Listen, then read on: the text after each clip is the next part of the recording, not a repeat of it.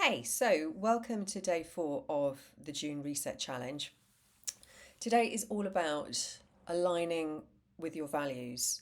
And like I've said before, I'm doing all of the activities and practices each day as part of the program as a structure.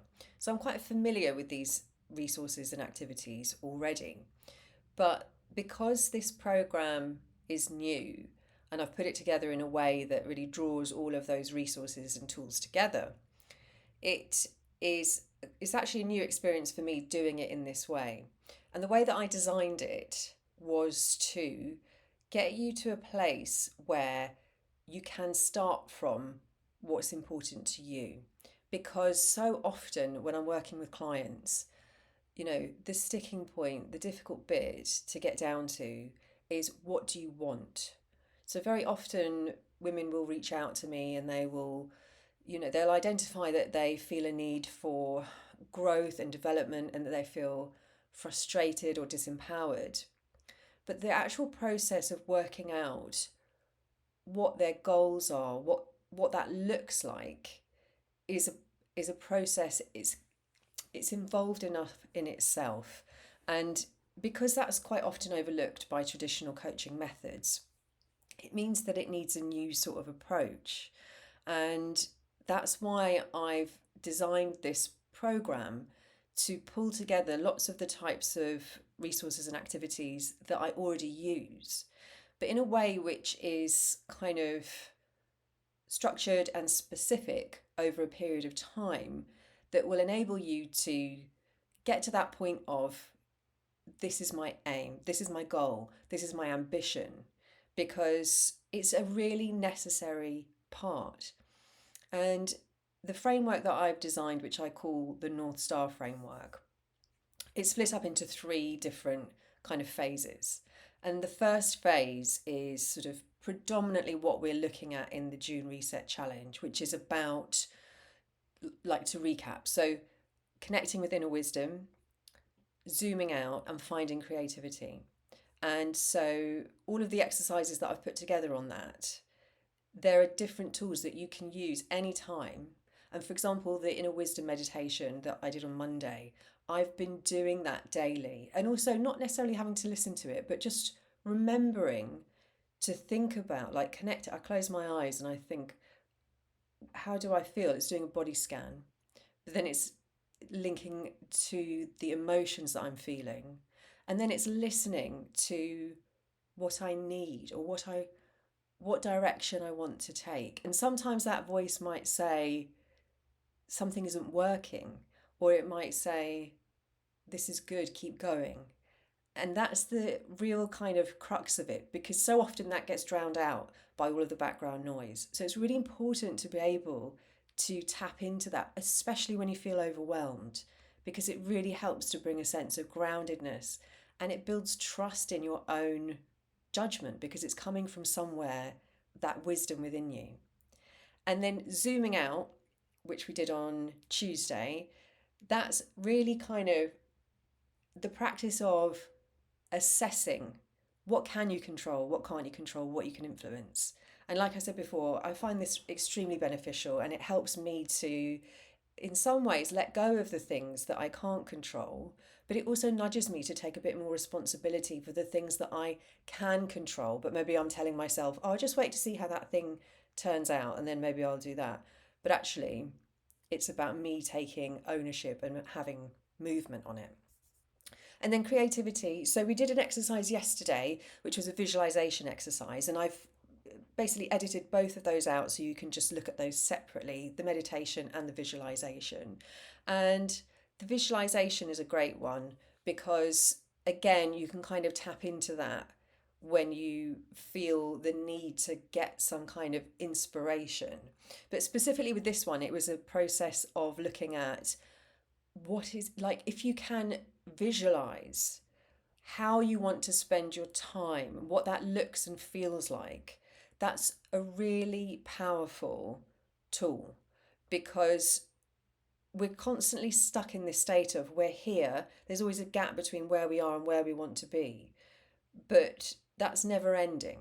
So bringing your consciousness to, well, what does it look like? You know, how do you want to spend your time? Is possibly the most valuable question that we have, because we can change things about our lives, but unless we make kind of meaningful change about how we spend our time, you know, nothing changes, and we don't feel that sense of fulfillment and contentment that we are looking for. So, the other thing I would say, just to finish up on creativity, is to really lean into the joy of finding things out, having curiosity, trying things, you know, approaching things in that way rather than, you know, I could do this and it would fail. Just look at it in terms of, I wonder what would happen if. If we can approach things more in that kind of frame of mind, it really helps to reframe self doubt and take us outside of our own egos. So that's kind of looking at the overview of where we've been in terms of where we are today. So said about how that's all to do with aligning with our values. And again, this is something which is so often overlooked, but it's important to really kind of write it down and figure it out. So I'll talk you through the exercise in a minute, but the intention for today is to clarify your core values and assess how aligned your life currently is with what actually matters to you. So the insight for today is that your authentic self thrives when your actions are in harmony with your deepest values. These values are your North Star. Okay, that is a kind of helpful visual way of coming back to your compass, like what direction you need to go in. And so if you are aligned with your values, then you can't go wrong, because you can't regret it. You are clear about who you are, what you're about, and what direction you want to take. So this is the first exercise. What I want you to do is this is actually inspired by a Brené Brown activity, which is really kind of looking at naming your values, like thinking about what they are. So if you've got the workbook, have a look at the list. I'm going to just talk through them anyway. The way that I've been using the workbook is that I tend to use it as a prompt for my journal. So I quite like to look at what is in the workbook and then I journal it out, which is quite a nice way of letting that flow. But if you don't have the workbook, just think about these values and which of them resonate with you as I go through the list. So, authenticity, adventure, balance, belonging, compassion, connection,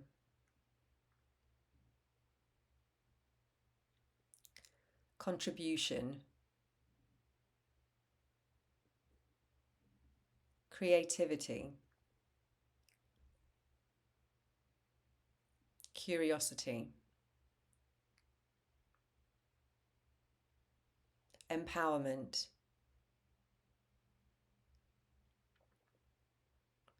freedom,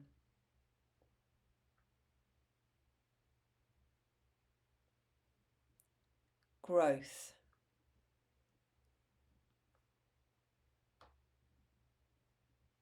health,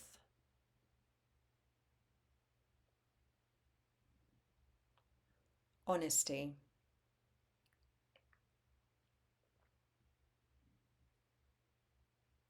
impact,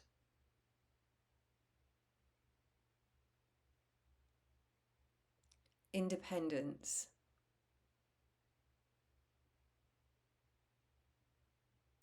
inner peace,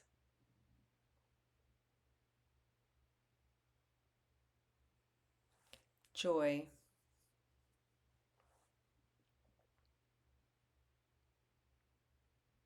kindness,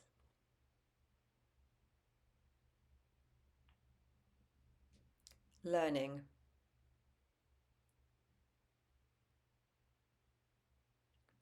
love,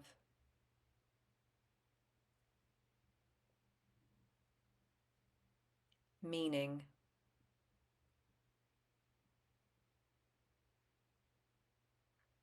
optimism, passion,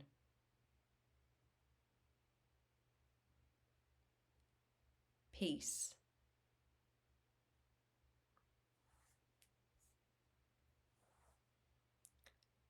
personal development, purpose,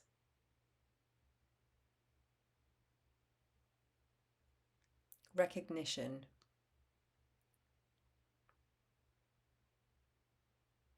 resilience,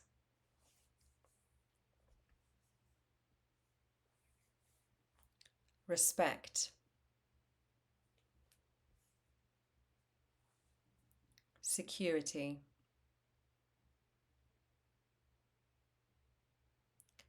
self-care,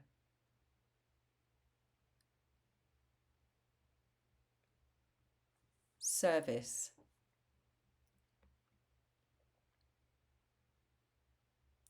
simplicity,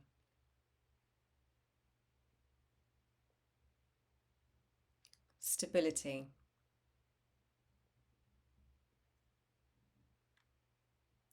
success,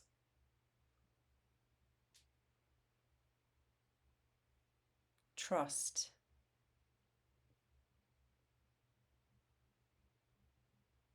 and wisdom.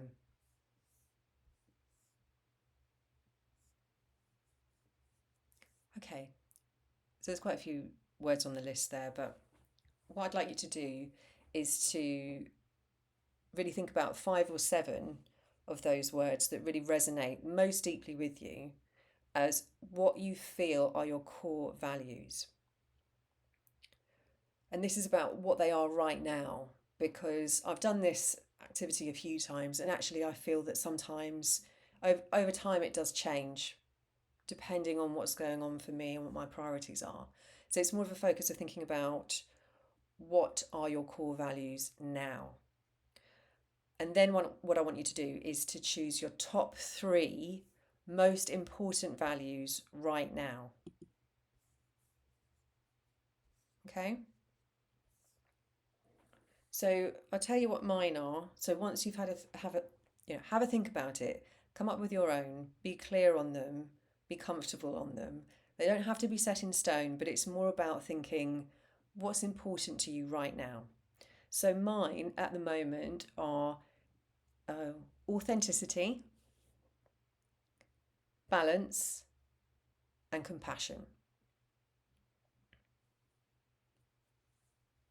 And they were slightly different in the past, but that's how I'm feeling right now. So if you take your 3 values,